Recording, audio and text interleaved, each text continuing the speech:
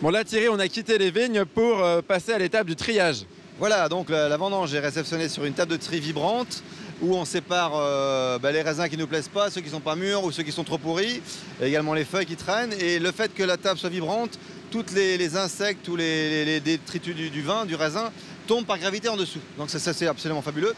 Et on améliore une qualité assez importante au niveau de la réception après dans la cuve. Hein. Ouais, y a quand même une étape de tri manuel et humain, j'ai envie de dire. Très importante pour nous, oui, c'est très important. Je crois que je viens de croquer une coccinelle. Ah, ça c'est... Il fallait pas. Donc le raisin arrive entier ici et après il vient être dans la table le matériel, c'est un aigre noir où on sépare le grain de la rafle là, avec la machine. Hein. C'est quoi là? Alors attends, on va aller voir un petit peu plus loin.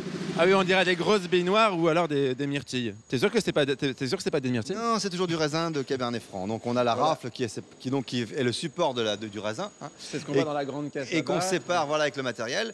Et ensuite le grain tout seul repart lui dans la cuve, hein, où on a donc la macération qui va durer de 1 semaine à 1 mois selon le type de vin qu'on veut produire. Soit des vins qui sont consommés jeunes, sont des macérations assez courtes d'1 semaine.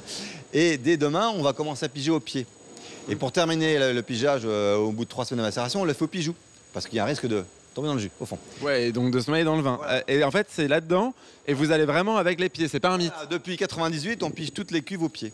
Hein. C'est du chêne, ça? Ça, c'est du chêne. Et donc, une fois que la macération est faite, on sort le jus, on passe dans le pressoir pour le marc, et le jus va directement dans des cuves, foudre en bois, donc foudre ovale, cuve tronconique, voilà, mais grands tonneaux du foudre, donc c'est vraiment des tonneaux importants. C'est soit tronconique, donc vertical, et après pour les grandes cuvées, ça va directement dans les barriques, neuves principalement pour les belles cuvées, qui sont des cuvées de garde pour 10, 20 ou 30 ans.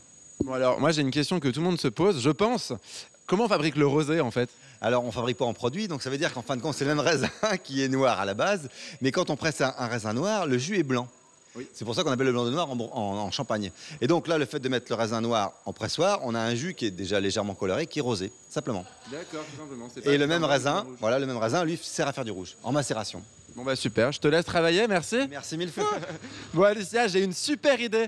On va créer notre cuvée spéciale et on va l'appeler l'Aliciane. Non, en fait, je suis pas sûr que ça soit une si bonne idée que ça. Hein. Fausse bonne idée.